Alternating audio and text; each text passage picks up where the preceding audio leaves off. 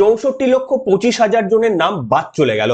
এই 64,25,000ও সম্ভবত গত লোকসভা 2024-এর লোকসভা কিংবা 2021-এর বিধানসভা নির্বাচনে এরা ভোট দিয়ে সম্ভবত এদের একটা বেশি অংশ মমতা বন্দ্যোপাধ্যায়কে ভোট দিয়ে জয়যুক্ত করেছিলেন। এদের নাম বাদ চলে গেল। আপনারা সকলেই জানেন যে লোকসভা তথ্য অনুযায়ী প্রধান বিরোধী দল বিজেপি এবং শাসক দলের মধ্যে ভোটের ডিফারেন্স হচ্ছে 42 লক্ষ। এই 42 লক্ষের মধ্যে ঠিক এই মুহূর্তে নাম এখনো অনেকটা বাদ যাবে।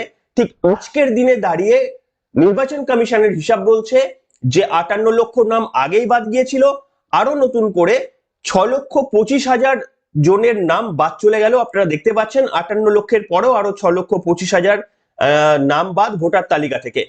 কারা এই 6,25,000, কেন এদের নাম বাদ দেওয়া হলো, পুরোটাই আপনাদের সামনে বলবো। কিন্তু অনেকটা কার্যত যতটা ভোটের ডিফারেন্স দুই প্রধান রাজনৈতিক দলের মধ্যে, তার থেকেও কিন্তু অনেকটা বেশি এই মুহূর্তে নাম বাদ চলে গিয়েছে। এই সংখ্যাটা আরো বাড়বে, বুঝতে পারবেন যখন আমি বিশ্লেষণ করব যে এই 6,25,000 নতুন যে আজকে তথ্যটায় নির্বাচন কমিশন দিল এরা কারা। সেটার জন্য আপনাদের পুরো বিশ্লেষণটা শুনতে হবে। নমস্কার, welcome to simple as a বিষয়ে আপনাদের সকলকে স্বাগত জানিয়ে শুরু করছি অত্যন্ত গুরুত্বপূর্ণ একটি পর্ব। সাবস্ক্রাইবটা একটু কমে যাচ্ছে, সাবস্ক্রাইবারটা একটু দয়া করে একটু হেল্প করুন আমাকে। যারা পছন্দ করেন একটু সাবস্ক্রাইবারের বাটনটা প্রেস করে দিন দয়া করে, আপনাদের বিনা খরচায় কিন্তু আমার ইউটিউবের কাছে একটা পজিটিভ সিগন্যাল যে আপনারা পছন্দ করছেন আমাকে। এনিওয়ে, দেখুন, আমি আপনাদের সামনে বললাম না যে নির্বাচন কমিশনার জ্ঞানেশ কুমার এ ছাড়বার পাত্র নয়। এ রাজনৈতিক ভাষণ দেয় না, সাংবাদিকদের সামনে এসে এমন কোনো বক্তব্য রাখেন না জানিয়ে হাতিয়ার করতে পারে তৃণমূল কংগ্রেস। একতরফা তৃণমূল কংগ্রেস যা কিছু বলতে পারে। আমি আবার দেখলাম ঘন্টাখানেক মানে সুমন বাবু তিনি আবার মমতা বন্দ্যোপাধ্যায়ের বাড়িতে চলে গেলেন, কেন মানে ইন্টারভিউ নিতে, তাও আবার পাঞ্জাবি পরে। দেখুন, এটা আমার খুব অপছন্দের। একজন সাংবাদিক যেতে পারেন, প্রথম কথা কারুর বাড়িতে গিয়ে সেখানে গিয়ে এবং দরজার বাইরে থেকে গিয়ে দেখলাম তাকে প্রশ্ন করলেন এবং পাঞ্জাবি পরে, এইটা প্রচন্ড দৃষ্টিকটু। এখানে কোথাও গিয়ে মনে হয় যে সাংবাদিকতাটা বোধহয়, আমি জানি তিনি নিরপেক্ষভাবে করার হয়তো চেষ্টা করেছেন, তাও কোথাও গিয়ে মনে হয় যে সাংবাদিকতাটা কোথাও গিয়ে মান মর্যাদা সব ধূলিসাৎ হয়ে গিয়েছে। কারুর বাড়িতে ইনফরমালি পাঞ্জাবি পরে এবং সেটাকে টেলিকাস্ট করার মধ্যে কোনো বীরত্ব আছে বলে মনে করি না। যারা দেখেছেন, আমি একটা ছোট্ট ঝলক দেখেছি, পুরোটা দেখিনি। এনিওয়ে, আমি আপনাদের সামনে বলবো এই যে 58 লক্ষ নাম বাদ আগেই আপনারা দেখেছেন, তার মধ্যে 6,25,000 এরা শুনানিতে অ্যাটেন্ডই করেনি, জানেন। 6,25,000-কে বারবার নোটিশ দেওয়া হয়েছিল। এই 6,25,000-এর মধ্যে 3 লক্ষ হচ্ছে আনম্যাপড এর মধ্যে। একটু বুঝিয়ে বলি যে আনম্যাপড মানে এদের দুটো ক্যাটাগরি। একটা হচ্ছে, তো আপনারা জানেন যে 2002-এর লিঙ্ক যারা নেই, এমন টোটাল সংখ্যা পাওয়া গিয়েছিল 30 লক্ষ। আপনারা জানেন প্রথমে 30 লক্ষ পাওয়া গিয়েছিল। এই 30 লক্ষের মধ্যে 3 লক্ষ তারা বারবার ডাকা সত্ত্বেও তারা আসেননি পর্যন্ত, বুঝতে পেরেছেন? মানে ভুতুরে ভোটগুলো তারা ভয়ে আসেননি পর্যন্ত নির্বাচনে। তারা জানেন যে আসলে বাবা বিপদে পড়বো, এখন তবু যা হোক করে রয়ে গিয়েছি, পরে ওখানে গেলে আমার জেল জরিমানাও হতে পারে, তারা যায়নি। আর বাকি যে লজিক্যাল ডিসক্রিপেন্সির জন্য ডাকা হয়েছিল, অর্থাৎ যাদের লিঙ্ক খুঁজে পাওয়া গেছে 2002 সালের সঙ্গে, কিন্তু লজিক্যাল ডিসক্রিপেন্সি, ধরুন ওই 108টা ছেলে কিংবা বাবা এবং ছেলের মধ্যে 10 বছরের বয়সের ডিফারেন্স, এই ধরনের যে অস্বাভাবিক যেগুলো রয়েছে, সেগুলোর জন্য 1,20,00,000-কে ডাকা হয়েছিল। তার মধ্যে থেকেও 3 লক্ষ অ্যাটেন্ড করেননি, অর্থাৎ সব সম্মিলিতভাবে টোটাল সংখ্যাটা হচ্ছে 6,25,000 অ্যাটেন্ড করেননি। তার মানে 58 লক্ষ আগেই বাদ ছিল, নতুন করে বাদ চলে গেল 6,25,000, সংখ্যাটা 64,25,000-এ পৌঁছে গেল। কিন্তু এখানে মাথায় রাখতে হবে, এই যে যারা আপলোড করে দিয়েছেন ডেটা, আপনাদের গতকাল বলেছিলাম যে কি কি তথ্য আপলোড করা হয়েছে, একটা পেপারের কাটিং, সেটাকে প্রমাণ হিসাবে আপলোড করে দিয়েছে এবং ইআরওরা সেটা অ্যাকসেপ্ট করে নিয়েছে। কিংবা গ্রাম পঞ্চায়েত থেকে একটা সার্টিফিকেট লিখে নিয়েছে যে ও আমার ছেলে, গ্রাম পঞ্চায়েত তরফ থেকে গিয়ে ওটা সার্টিফিকেট নিয়ে গিয়ে ওটা জমা দিয়ে দিয়েছে, ওটাকেও অ্যাকসেপ্ট করে নিয়েছে। ওটা কিন্তু ওই 13টা প্রকাশিত তালিকার মধ্যে নেই, তা সত্ত্বেও অ্যাকসেপ্ট করে নিয়েছে, করে সেটারও নাম তুলে দিয়েছে।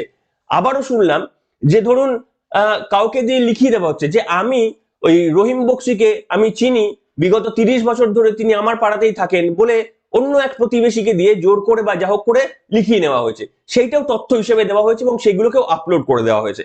এইগুলো প্রত্যেকটি জিনিস বাদ যাবে, এর একটাও থাকবে না। অর্থাৎ এখনো স্ক্রুটিনি হয়নি, স্ক্রুটিনির আগেই 6,25,000 আসেননি, সেই নামটা বাদ চলে গেল।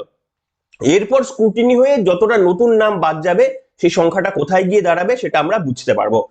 এইখানে আপনারা দেখুন যে আপনারা জানেন গত কাল জ্ঞানেশ কুমার এবং পশ্চিমবঙ্গের সিইও মনোজ আগরওয়াল থেকে পশ্চিমবঙ্গের সমস্ত জেলা শাসক, ইআরও, এইআরও তাদের একটা ফুল বেঞ্চ বৈঠক হয়েছে এবং সেই বৈঠকে আপনারা দেখতে পাচ্ছেন যে নথি যাচাইয়ের কড়া বার্তা কমিশনের ডিএমদের সতর্ক করলো ফুল বেঞ্চ। ভিডিও কনফারেন্সে কি কি আলোচনা হলো? ভিডিও কনফারেন্সে যা যা আলোচনা হলো আপনাদের শিওর এটা বললে জ্ঞানেশ কুমারের উপর আপনাদের শ্রদ্ধা এবং ভক্তি বেড়ে যাবে। জ্ঞানেশ কুমার বলছেন যে প্রথমত যেগুলো বললাম যে যেগুলো লিস্টের বাইরে, বেঁধে দেওয়া লিস্টের 13টা ডকুমেন্টের লিস্টের বাইরে, সেগুলোকে কেন আপনারা অ্যাকসেপ্ট করেছেন? যারা অ্যাকসেপ্ট করেছেন তাদেরকে কৈফিয়ত জবাবদিহি করতে হবে। দ্বিতীয়ত যে এর পর থেকে যেন কেউ ওই 13টি বেঁধে দেওয়ার বাইরে কোনো কিছু আপলোড না করেন। এখনো প্রায় 10 থেকে 30 লক্ষ আপলোড করা বাকি রয়ে গিয়েছে, যেন কেউ ফার্দার এটা না করেন, এটা বলা হয়েছে। এবং আরো যেটা বলা হয়েছে যে যদি স্ক্রুটিনির পরেও এগুলো ধরা না পড়ে, যদি এগুলো ডিএমরা অ্যাকসেপ্ট করে দেন, যে ধরুন ডিইওরা যদি অ্যাকসেপ্ট করে দিল, ঠিক আছে, একটা পেপারের কাটিং দিয়েছে ওটাকে অ্যাকসেপ্ট করে দিল, গ্রাম পঞ্চায়েতের থেকে কোনো একটা জন্মের শংসাপত্র নেওয়া হয়েছে কিংবা ব্লাড রিলেশনের একটা প্রুফ, যে আমি ওকে চিনি বলে একটা প্রুফ দেওয়া হয়েছে, সেটাই অ্যাকসেপ্ট করে নিল। নির্বাচন কমিশন এর তরফ থেকে, জ্ঞানেশ কুমারের তরফ থেকে একটা অসাধারণ কথা বলা হয়েছে।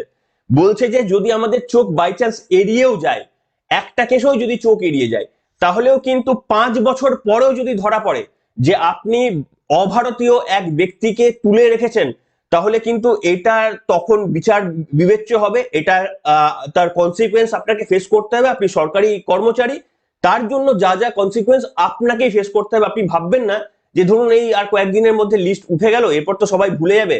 বলছেন যে 5 বছর পরেও যদি গিয়ে ধরা পড়ে ডিসক্রিপেন্সি, তার জন্য যিনি অ্যাপ্রুভ করেছেন তিনি এর জন্য দায়ী এবং দায়বদ্ধ থাকবেন। অর্থাৎ এবার আপনি ভাবুন 5 বছর পর কোন সরকার থাকবে কেউ জানে না।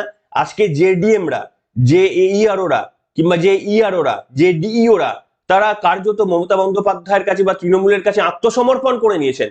শুভেন্দু অধিকারী তথ্য সত্য হলে নন্দিনী ম্যাডাম যে সমস্ত নির্দেশগুলো দিচ্ছে তাদেরকে, তারা যে এই পদাঙ্ক অনুসরণ করে নাকি চলছে বলে শুভেন্দু অধিকারী যেগুলো বলছেন, সেগুলো যদি সত্যি হয়ে থাকে, তাহলে কিন্তু 5 বছর পর, এবছরের নির্বাচন ছেড়ে দিন, পরের বারের নির্বাচনেও মানে তর্কের খাতিরেও যদি বলছি যে এবারের নির্বাচনে চেঞ্জ হলো না, পরের বার নির্বাচনে তো হবেই চেঞ্জ, তখনও কিন্তু এরা গিয়ে ফাঁসবে, তখন কিন্তু এদেরকে বাঁচাতে পারবে না। তাই এরা কি দেখবে যে আমাদের নিজেদের পরিবারকে বাঁচাতে হবে।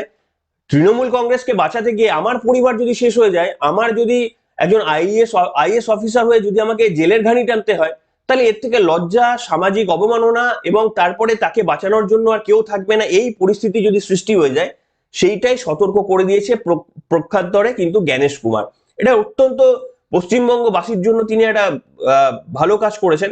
আমি এইখানে আপনাদের আরো একটা খবর বলবো। আপনারা জানেন যে এইখানে আমি একটু সমালোচনার জায়গায় আসি এবার নির্বাচন কমিশনের। নির্বাচন কমিশনকে ডেফিনেটলি আমরা অনেক বলেছি যে এরা সত্যি পশ্চিমবঙ্গবাসীর এই অগণতান্ত্রিক একটা সরকারের হাত থেকে রক্ষা করার জন্য যথেষ্ট পিঠের শির দ্বারা সোজা করে তারা কাজটা করছেন, কিন্তু সমালোচনার জায়গাটাও আমাদের আসতে হবে, তার কারণ নিরপেক্ষ ভাবে বিশ্লেষণ করাটা আমাদের প্রয়োজন। দেখুন, রাজ্যের মুখ্য সচিব নন্দিনী ম্যাডামকে ডেকেছিলেন, নন্দিনী চক্রবর্তীকে ডেকে পাঠিয়েছিলেন নির্বাচন কমিশন। নন্দিনী চক্রবর্তী একেবারে তলব পাওয়ার সঙ্গে সঙ্গে গতকাল 3টের মধ্যে চলে গিয়েছিলেন দিল্লিতে। সেখানে নির্বাচন কমিশনের সঙ্গে তার বৈঠক হয়েছে। বৈঠকের পর নন্দিনী চক্রবর্তীকে পরিষ্কারভাবে জানানো হয়েছে যে কেন কমিশনের বেঁধে দেওয়া গাইডলাইন্স মানা হচ্ছে না, কেন কমিশন যাদের যাদের বিরুদ্ধে এফআইআর করতে বলেছে তাদের বিরুদ্ধে এফআইআর হচ্ছে না, কেন কমিশন যাদেরকে সাসপেন্ড করতে বলেছে ভোটের সঙ্গে জড়িত, এসআইআর এর সঙ্গে জড়িত যে আধিকারিকদের বিরুদ্ধে সাসপেন্ড করতে বলেছে, কেন তাদের বিরুদ্ধে ব্যবস্থা নেওয়া হচ্ছে না বলে জবাবদিহি চেয়েছে। নন্দিনী ম্যাডাম ওখানে গিয়ে কি বলেছেন সেটা তো আর আলতু ফালতু বলে লাভ নেই, অনেক ইউটিউব চ্যানেল বলছেন, মন গড়া কথা বলে লাভ নেই, কেউই জানতে পারবেন না। ক্লোজ ডোর মিটিং হয়েছে, জানা কারোর পক্ষে সম্ভব নয়, কোনো সাংবাদিক ছিলেন না। তো এইখানে যেটা মানে ভালো ব্যাপার হচ্ছে যে নির্বাচন কমিশন, খারাপ ব্যাপারটা বলবো যে নির্বাচন কমিশন ওই আগস্টে, আপনাদের মনে থাকবে, 2জন ইআরও আর 2জন এইআরও এবং একজন ডেটা এন্ট্রি অপারেটর যে কারচুপিটা করেছিলেন অগাস্ট মাসে, অগাস্ট কার্যত আর কয়েক 5-6 মাস পর আসতে চললো, সেই অগাস্ট মাসে কারচুপি করার ঘটনাটায় কেন এফআইআর করা হয় না তা নিয়ে আবারও কিন্তু নন্দিনী ম্যাডামকে ডেকে পাঠালেন। আপনাদের মনে রয়েছে মনোজ পান্তকে একেবারে প্রথমেই ডেকে পাঠিয়েছিলেন এর উত্তর চাওয়ার জন্য। এতদিন পেরিয়ে যাওয়ার পরেও কিন্তু সেই স্টেপ নেওয়া হয়নি। এইখানে সমালোচনার একটা বিষয় রয়েছে। তার মানে কি আমরা বুঝবো যে নির্বাচন কমিশনের হাতে কিচ্ছু নেই?